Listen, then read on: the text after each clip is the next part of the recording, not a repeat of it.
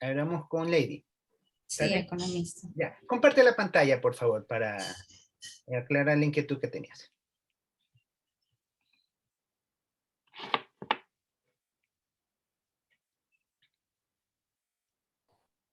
Ya. Yo a usted le preguntaba, déjame poner aquí, si me aparece esto y no me deja mover. Ya, acá. A usted le preguntaba que indique, era de la variable X1, ¿no? Lady. Sí, de la variable X1 petróleo, sí. Ya, entonces yo le preguntaba, ¿qué significa el valor de 2.02 que nos indica desde el punto probabilístico y del peso a la variable Y? Esa era la pregunta que yo le hacía, ¿no? Usted me respondía de que era significativa porque se rechazaba hipótesis nula, no era significativa porque se rechazaba hipótesis nula, ¿ya? Entonces, del peso no me preguntó que le diga estadísticamente y económicamente, que le hable cómo afecta la variable, cómo afecta el PIB. Ajá, así fue. Económicamente y... Ajá, que eso sí le respondí correctamente según su criterio y estadísticamente, que ahí me dice que me está. Ya, que era la parte estadística, yo le preguntaba en el contexto general, la parte probabilística, es decir, el peso que tiene la variable con respecto al peso que tiene en representación el modelo. ¿Sí? Eso es lo que le estaba preguntando. El peso que tiene la variable en representación con el peso que tiene todo el modelo. Si ustedes analizan, el R cuadrado ajustado. Disculpe que lo interrumpa otra vez, pero sí le indiqué que el peso que incidía un 31% hacia el PIB y además le dije si era o no significativamente. Me dijo, está correcto, pero aún le falta algo, entonces, no sé. Ya, eso es correcto. Es que tú me estás hablando de el peso individual que tiene la variable y es el 31%, es correcto. Aquí estamos indicando de que esta variable explica únicamente en un 31% a mi modelo. Pero la parte que yo te pedía que me incrementaras, o sea, porque acuérdate que te hice prácticamente fueron dos preguntas en una, porque yo quería la parte no solamente de la variable, sino desde el punto de vista económico. Entonces, pero sí se lo dije, economista, no, o sea, yo sí le respondí todo. sí, es que le respondí todo. ya te voy a mencionar la parte que hizo falta. ¿Sí? Porque esta partecita suele haber mucha confusión. Por eso es que no sé si ustedes... Ahorita ya me confundí yo también porque yo creo que le respondí todo y ya no sé. Vamos a aclarar. Aquí estamos para... Ok. Ya, mira. Entonces tenemos punto 68. Este es el peso de ¿quién? De la variable X1 sobre X2. ¿Sí? Pero este peso, ¿de cuánto es? Del 31%. Pero además de esto hay qué cosa? De que el R cuadrado nos está indicando el peso de la regresión. Todas las variables en conjunto explican en cuánto, en un 55%. Entonces, cuando hablamos en términos económicos, tenemos que mencionar eso, de que la representatividad de esta variable, primero, no es muy explicativa, estadísticamente hablando, explica menos del 35%, menos del 40%, explica la variable por sí sola, y en conjunto el modelo explica solamente el 55%. Entonces estamos hablando... Exacto, economista. Yo entiendo lo que usted me está diciendo perfectamente, pero básicamente usted me preguntó por la variable estadísticamente si acepta o se rechaza y económicamente cómo incide en el PIB. Esa fue su pregunta. Entonces, ahorita como el peso de la regresión, eso sí, eso no fue su pregunta básicamente. Entonces, por eso es mi duda. No estoy discutiendo nada, simplemente es la duda porque usted me dice, está bien, pero falta algo, ¿me entiende? Ya, está bien. Entonces, no creo que haya respondido parcialmente, porque respondí las dos, estadísticamente y económicamente. Ya, vamos a reconocerle el esfuerzo, ¿ya? Le voy a poner participación completa, ¿ya? Se ha mantenido el argumento. Ya, por ahí vi que alguien levantó la mano. ¿Alguien había levantado la mano? Rolando, ¿tú creo que... Era yo, profe, es que no quería interrumpirle, pero, o sea, yo le iba a decir que sí es verdad lo que dice mi compañera Lady, que sí le respondió muy bien, argumentó bien lo que dijo de la variable X. Ya. Ya, entonces, con todo, vuelvo a reforzar esta partecita. Cuando ustedes vayan a leer los modelos, esto es más que todo para cuando vayan a presentar sus trabajos de investigación, yo voy a, ¿dónde va a estar buena parte del peso del momento de evaluar? Eso tengo que subirle los parámetros. No les he cargado todavía los parámetros, no, la verdad no he alcanzado, pero los parámetros, uno de las cuestiones que voy a tomar bastante peso es en la interpretación de los resultados. ¿Qué es lo que primero se va a evaluar? ¿Cómo ustedes plantean la variable? Que eso ya se hizo en el primer parcial, entonces no me voy a meter a esa parte porque ya está hecho en el primer parcial. De ahí me voy a ver si ustedes detectaron los problemas que hemos estudiado. Autocorrelación, heteroscedasticidad, linealidad, normalidad, que son esos 4 aspectos que hemos estudiado. Entonces, que ustedes los detecten y los corrijan. Para el trabajo de investigación esperaré de que ustedes agoten todos los esfuerzos para detectar la presencia de heteroscedasticidad o autocorrelación. ¿Sí? Recuerden que para la autocorrelación vimos que se hace por rezagos, 1 rezago, 2 rezagos, 3 rezagos, 4 rezagos, 5 rezagos. Entonces, si tuviesen datos mensuales, inclusive si tuviera datos anuales, por algo tenemos mínimo, creo que les pedí mínimo 50 observaciones. Entonces, que revisen bien la autocorrelación. Voy a poner bastante énfasis en eso, en que revisen la autocorrelación y que corrijan el modelo. Entonces ahí va a haber un peso importante. El otro peso importante va a ser cuando ya tengan el modelo final. ¿Sí? Ya tienen 2, 3 modelos, escogen el mejor modelo. En el modelo final que ustedes tengan, en este modelo final, el análisis. ¿Qué voy a evaluar en el análisis? De que ustedes digan concretamente qué significa cada coeficiente. ¿Qué significa el coeficiente alfa si lo tuvieran? Si decidieron hacer la regresión eliminando la constante, también es válido, ¿no? Pero tienen que estar el procedimiento de por qué lo sacaron. También muchas veces la constante ocasiona problemas y hay que eliminarla. Entonces, tienen que decir qué significa el coeficiente de la constante, el coeficiente que acompaña a cada variable, explicarlo. Me voy a poner a revisar si ustedes están argumentando. Al comienzo me dice que está en millones de dólares y ustedes al final solamente me hablan en unidades. Para mí esa interpretación va a estar errada, ¿sí? Porque no están diciendo una cosa y al final exponen otra cosa. Entonces están comentando mal. Eso voy a revisar. Voy a ver también de que tengan en cuenta, ya te doy la palabra, David, también voy a tomar en cuenta al momento de la exposición, o sea, al momento de la lectura del trabajo, es el peso que les da el R cuadrado. Ustedes tienen que mencionar el R cuadrado, deben de tener en cuenta si es un peso fuerte, si es un peso mediano o si es un peso débil, ¿sí? No es lo mismo decir, este modelo explica fuertemente a un modelo que explica débilmente, no les voy a dar la misma interpretación a los dos. ¿Sí? Si bien es cierto, el coeficiente representa lo mismo, pero no le puedo dar la misma interpretación económica a las dos. ¿Sí? Entonces, eso voy a evaluar bastante al momento de la revisión de ese componente, ¿sí? Donde ustedes tienen que, en la interpretación del coeficiente, tener en cuenta lo que dice el R cuadrado. ¿Sí? Entonces, por eso yo les he hecho esta pregunta, para que se vayan un poquito más, haciendo más un común denominador, el poder interpretar estos parámetros, que los hemos estudiado de manera individual y ahorita lo estamos viendo más de manera conjunta. ¿Sí? Y la conclusión final, recuerden que para el trabajo de investigación deben calcular los intervalos de confianza. Los intervalos de confianza para cada una de las variables que tengan. ¿Sí? Si tienen variables artificiales, a las variables artificiales no hace falta que le pongan intervalo de confianza porque es variable artificial, eso no tiene interpretación económica. Pero las variables que sí, como son las variables independientes, tienen que calcular el intervalo de confianza. Ya saben que el intervalo de confianza se calcula sobre la desviación estándar individual.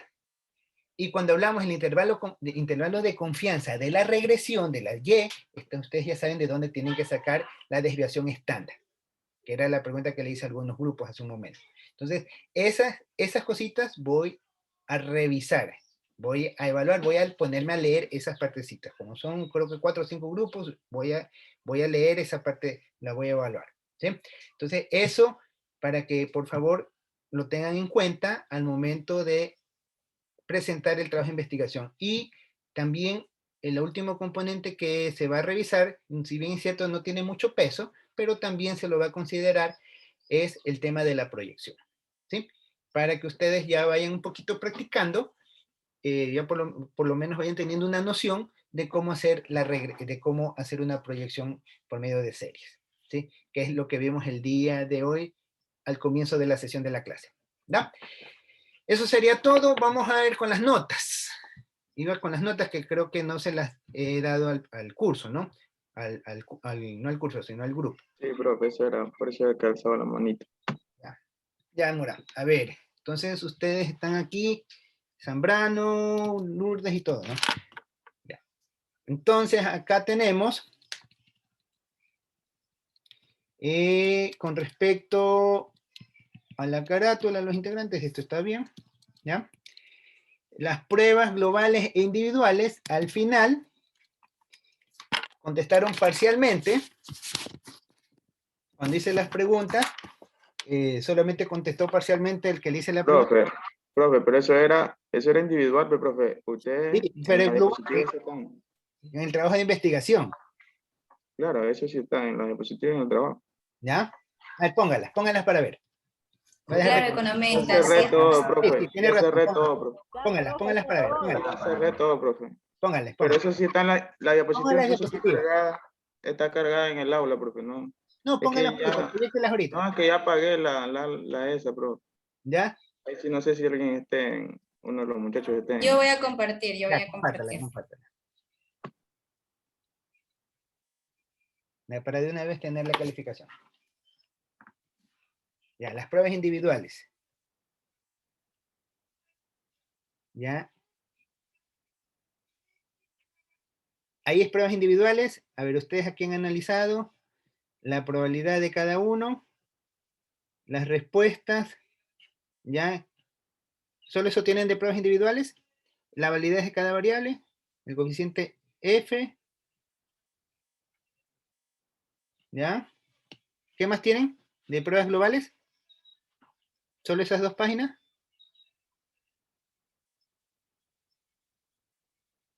Solo esas dos páginas. Ya. Sí, economía. Listo, ya. Voy a continuar. Acá. Ya, si bien es cierto, ustedes pusieron, acuérdense que era trabajo en equipo, ¿ya? Y era defender el argumento. Aquí les voy a poner punto 9, ¿ya? Acá en identificar los errores, no tuvieron problema con los errores, estuvieron bien, aquí sí tienen uno. Para la corrección de la heteroceasticidad, no les vi problema en esa parte. Estuvo bien. La presentación del modelo y el significado de la ecuación, sí vi que se defendieron. Ya, entonces tendrían aquí de nota 9.8. ¿Dónde está? Desde aquí. Ya. Como grupo,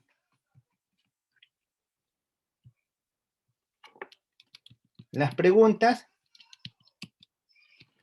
tienen 8 también, contestaron la mayoría. 8, voy a poner 8.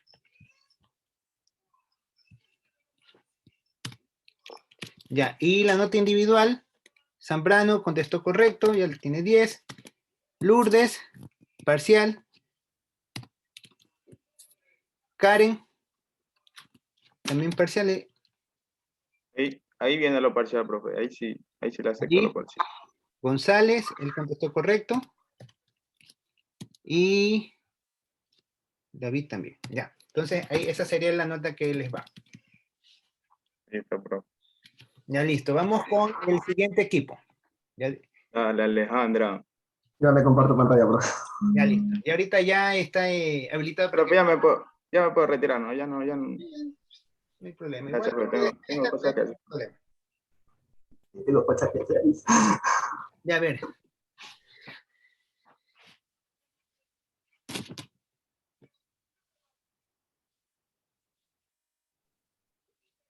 Buenas tardes, economista. Buenas tardes con todos los compañeros. Somos el grupo número 5, integrado por Benavides Marín Brighton, López Correa Kimberly, Peralta Quijije Xiomara, Pérez Castro Marixa, Santana Carpio Emilio, y quienes habla Lucas Vélez Alejandro. Bien, continúa Brighton.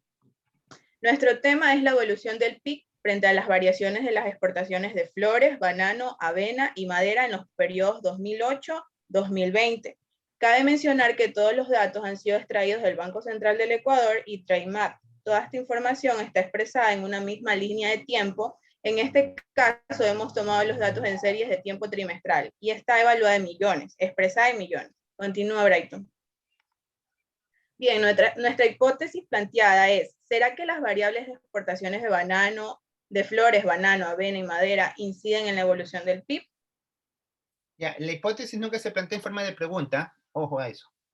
Ya, listo, profe. Nuestras variables aquí las pueden observar, están presentadas como la variable dependiente, que es la Y, el Producto Interno Bruto, y las variables independientes, en este caso tenemos 4, como variable 1, exportaciones de flores, variable 2, exportaciones de banano, variable 3, exportaciones de avena, y la última variable, exportaciones de madera. Bien, aquí podemos ver planteado el modelo de regresión múltiple. Teniendo ya definidas las variables del modelo, se procederá a su representación, que es la Y igual a beta sub 0 más beta sub 1 por X1 más beta sub 2 por X2 más beta sub 3 por X3 más beta sub 4 por X4. Al igual que en regresión simple, los coeficientes beta van a indicar el incremento en el PIB por el incremento unitario de la correspondiente variable explicativa. Por lo tanto, estos coeficientes van a tener las correspondientes unidades de medida. Continúa Brighton. La estimación por mínimos cuadrados ordinales. Aquí, como pueden observar, estamos utilizando el método de mínimo cuadrado ordinarios. A través del programa IBIUS se pudo obtener el modelo econométrico de la regresión múltiple, donde está expresado en la parte de abajo cada una de las variables, incluyendo al PIB, el cual queda representado como Y es igual a 75.918.041 más 22.580.053 con la variable X1 más Una 14. Pregunta, ¿los valores en qué están expresados? En millones. En millones.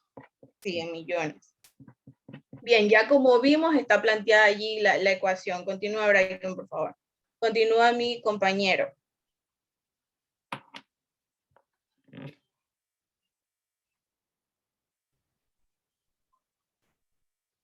Tenemos los análisis de los estimadores.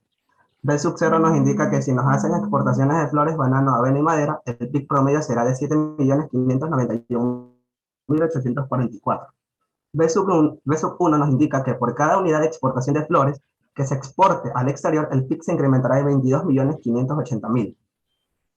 B sub 2 nos indica que por cada unidad de exportación que se exporte al exterior, el PIB aumentará en 14.985.000. ¿Por cada unidad o por cada millón? Por cada unidad, pero es que está representada en millones. O sea, cada unidad representa 1 millón. No, por cada unidad de exportación. ¿Ya? Que se aumentará. El PIB representa 14.985. Y sí, está representado en millones. Entonces, ¿estos 8.700 que son millones o son 8.000 nomás? No, son 8.000. Son 8.000. Ya, por ahí tienen un error. Continúe. Ya. B sub 4 nos dice que por cada unidad de exportación de madera se exporta al exterior, el PIB incrementará en 8.769. Ya. Pruebas globales. El coeficiente de determinación R cuadrado y el R cuadrado ajustado. El R cuadrado es el cual nos indica el grado de explicación de las variables independientes, como son exportaciones de flores, banano, madera y avena, sobre la variable dependiente, que en este caso la de nosotros es el PIB. Es decir, cuando el R cuadrado tiende a 1, indica que las variables explicativas explican fuertemente a las variables independientes. Y cuando el R cuadrado tiende a 0, explica débilmente a la dependiente. En este caso, mientras el R cuadrado sea mayor o se acerca al 100%, el modelo será medianamente explicativo. Por lo tanto, en la imagen se observa que un R cuadrado es un 64.27%, lo que indica que el modelo es medianamente explicativo respecto a toda la variabilidad de datos. Se determina un R cuadrado ajustado del 61% de la variación de los ingresos del PIB ecuatoriano, lo cual explica que está representada por las variaciones de las exportaciones de flores, banano, avena y madera hacia el mercado extranjero. El estadístico F. La hipótesis nula. En la imagen podemos observar que la prueba del estadístico F es de 21,14 y el p-value es igual a 0, por lo que se rechaza la hipótesis nula y concluimos que el modelo se vuelve estadísticamente significativo. Les sigo. Pruebas individuales, estadístico T. El estadístico T para el estimador de B sub 0 es de 3.62, por lo que se estima que es estadísticamente significativo. El estadístico T para estimar B1 es de 1.83, por lo que su estimación no es estadísticamente significativa, no sería una variable tan relevante para la evolución del PIB. Sigo un ratito. El estadístico T para determinar B sub 2 es de 2.95, por lo que su estimación es estadísticamente significativa, de tal manera que la variable de banano sí es relevante para la evolución del PIB. El estadístico T para el estimador B sub 3 es de 0.53, por lo que su estimación no es estadísticamente significativa, por ende la avena no sería relevante para la evolución del PIB. El estadístico...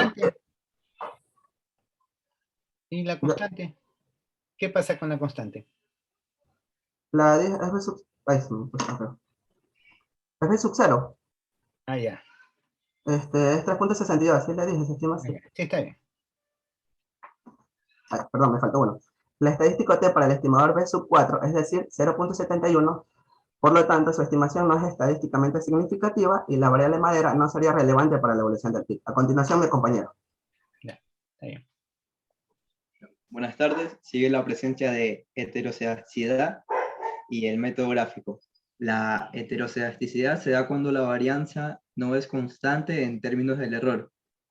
Como el error no es una variable que podamos observar, para detectar la posible presencia de heterocedasticidad, en un modelo tendremos que observar sus residuos como muestran los siguientes gráficos.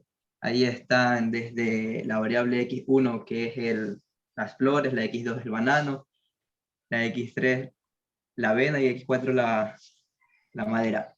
Así que podemos concluir y asumir que después de realizar los análisis de los residuos por el método gráfico, se ha detectado que la variable x4, es decir, las exportaciones de madera, da indicios de menor aleatoriedad alrededor de los datos, por lo que es candidata a problemas de heterocedasticidad. Ya. La prueba de Ruch, Pagan y Godfrey. Como se observa, se concluye que mediante este método no hay presencia de heterocedasticidad, ya que la probabilidad del estadístico F es mayor al 0.05. En la prueba de Harvey se concluye que mediante este método tampoco hay presencia de heterocedasticidad, ya que la probabilidad del estadístico F es mayor al 0.05. La prueba de Gleiser también no hay presencia de heterocedasticidad, ya que la probabilidad de estadístico F es mayor al 0.05. Ya finalizando, en la prueba de White, sí hay presencia de heterocedasticidad, ya que la probabilidad del estadístico F es menor al 0.05%, así que se procede a hacer su corrección. Buenas tardes, yo le voy a hablar sobre la presencia de heterocedasticidad por el método de Gleiser y Goldschmidt, pero manualmente. Como podemos ver en la imagen, estamos haciendo la prueba de Gleiser manualmente para las 4 variables, en la cual podemos observar que ninguna de estas variables nos han dado problema de heterocedasticidad.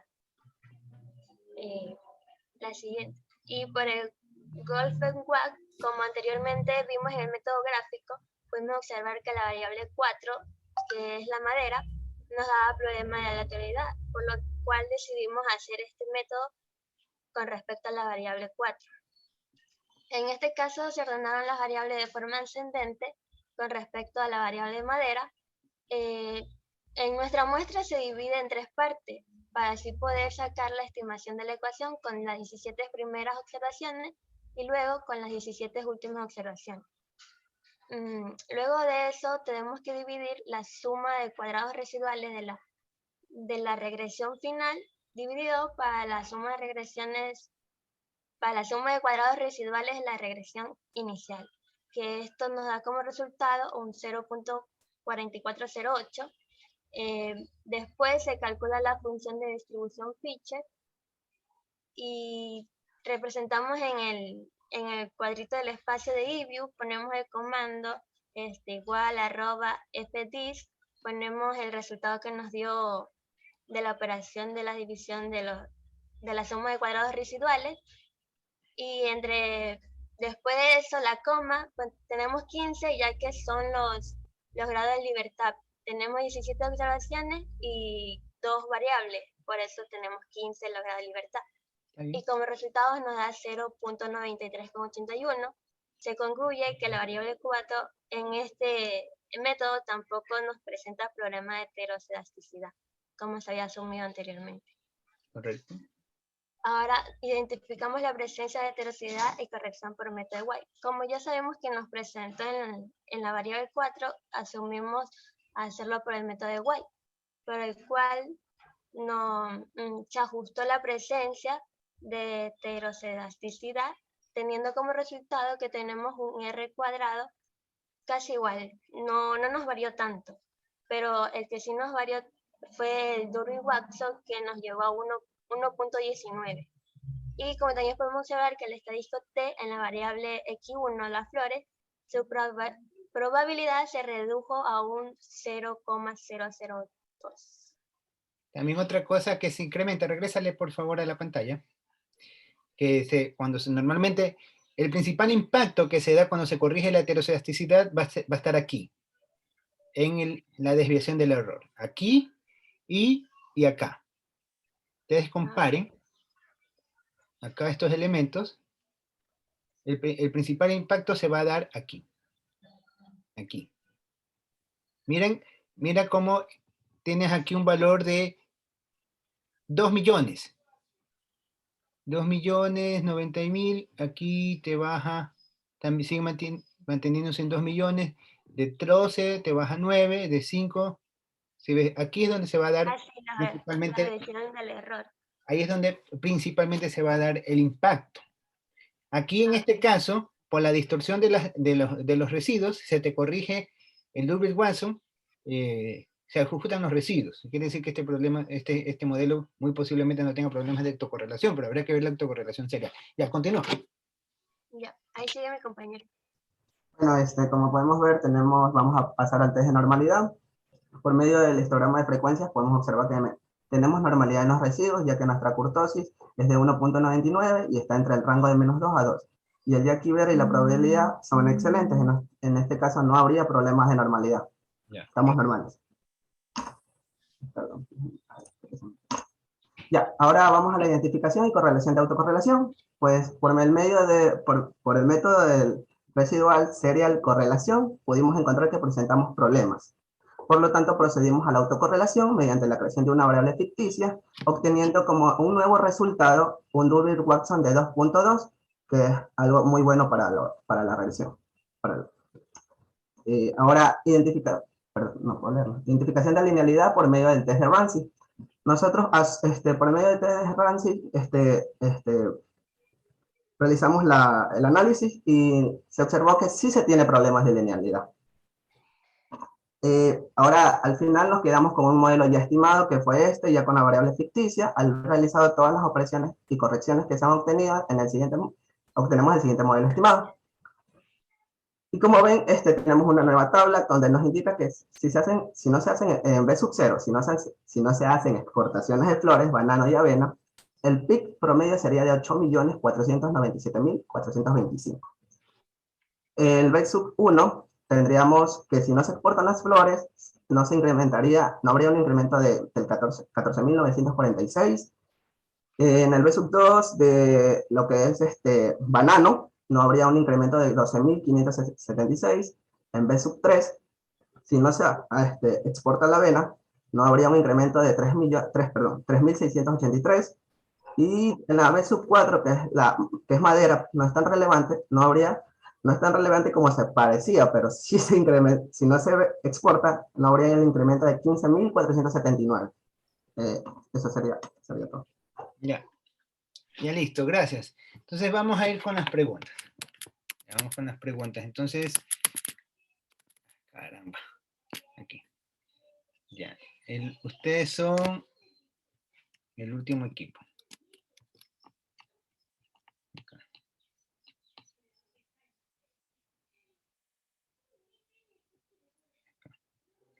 Ya, entonces, ahora vamos con Brighton. Dígame, profe. A ver, vamos con Brighton. Ya. ¿Nos puedes indicar cuál es la interpretación de la variable ficticia en el modelo? O sea, podríamos, pues, según lo que yo entiendo, es como una ayuda para poder mejorar la tabla de regresión y de esta forma obtener un mejor modelo estimado. Ya, correcto. Pero ¿cuál es la interpretación? Eh, se elabora la variable ficticia y de esa forma ayuda a corregir el problema que tenemos en la regresión, en este caso hubo de la autocorrelación. Ajá, ayuda a corregir la autocorrelación, pero ¿cuál es la interpretación que se da? ¿Hay alguna interpretación que se le dé a este valor? No me rindo, déjame. A ver, ayuda a mejorar la tabla de regresión. Ya, obviamente. Con respecto a las exportaciones, con respecto a las variables, ya en sí a la variable constante que es el pico. ¿Ya? ¿Y cuál sería la interpretación de los 3.109.069? ¿Cuál sería la interpretación? A ver, yo creo que no tendría mucha relevancia ya que es algo ficticio. Ya, correcto, eso es lo que necesitaba escuchar. Ya, entonces, Benavides, ¿no? Sí. Ya, te ha contestado correcto. Ya, vamos con la siguiente persona. Le toca a Kimberly. ¿Se encuentra Kimberly? Sí, profesor. A ver, señorita Correa. Vamos con usted. ¿Qué nos indica para el modelo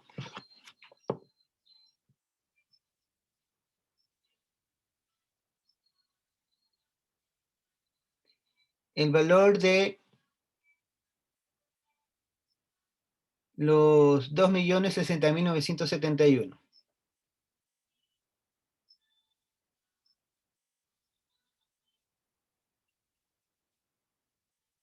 Eso está en el SE of Regression. 2.060.971. ¿Qué nos indica ese valor?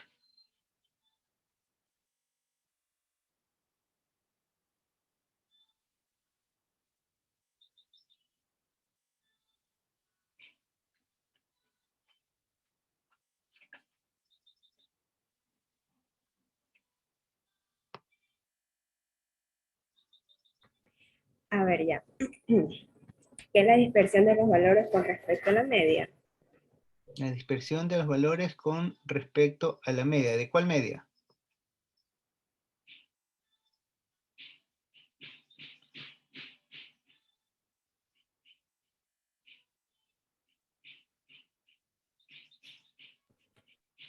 Poblacional. A la media poblacional. Ustedes están trabajando con los datos de la población.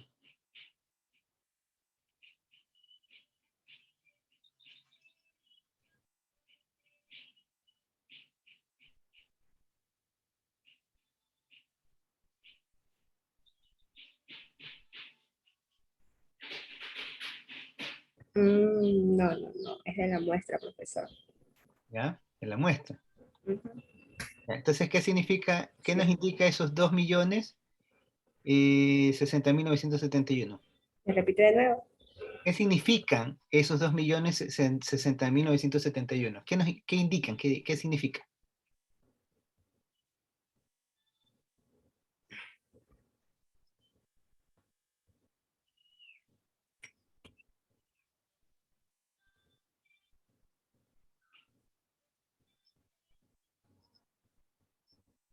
A ver, ¿qué significa? Que son los grados de dispersión que tienen los coeficientes con respecto a la muestra.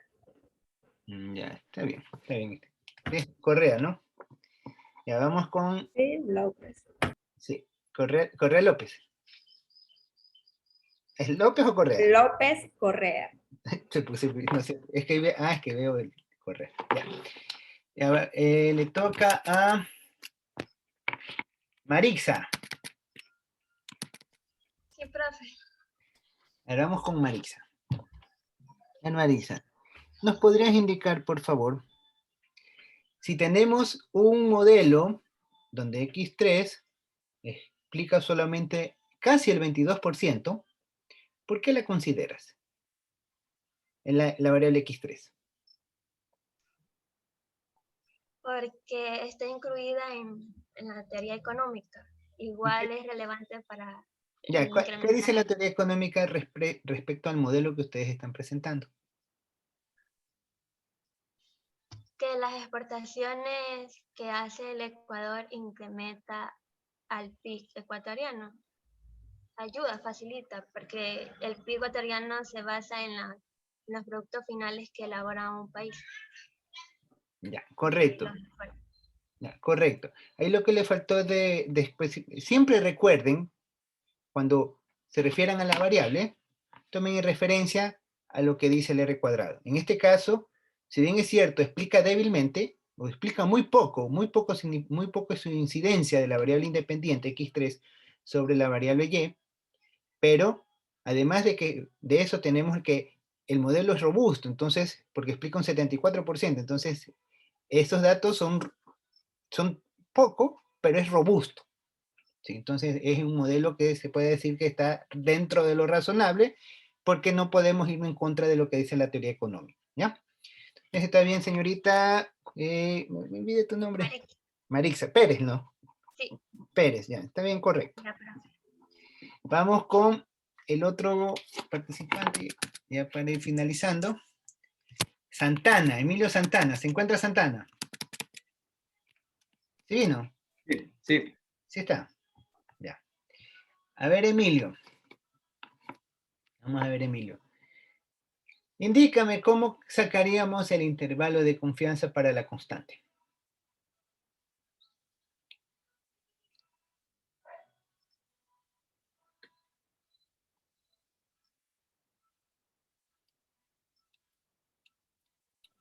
Es el Se va a acabar el tiempo, rapidito. coeficiente menos la T de estudio multiplicado por la desviación estándar de la variable. Ya, ya está bien. Vamos con el otro. ¿Quién es el que sigue? Jocelyn. Hola, profe, aquí estoy. Buenas tardes. A ver, creo que se va a cortar la sesión. Yo creo que reiniciamos la sesión porque si no se va a quedar, me sale que tenemos menos de 1 minuto de conexión. Ya, entonces ya nos volvemos a ingresar. A ver. Reiniciemos la sesión mejor, porque si no queda mucho.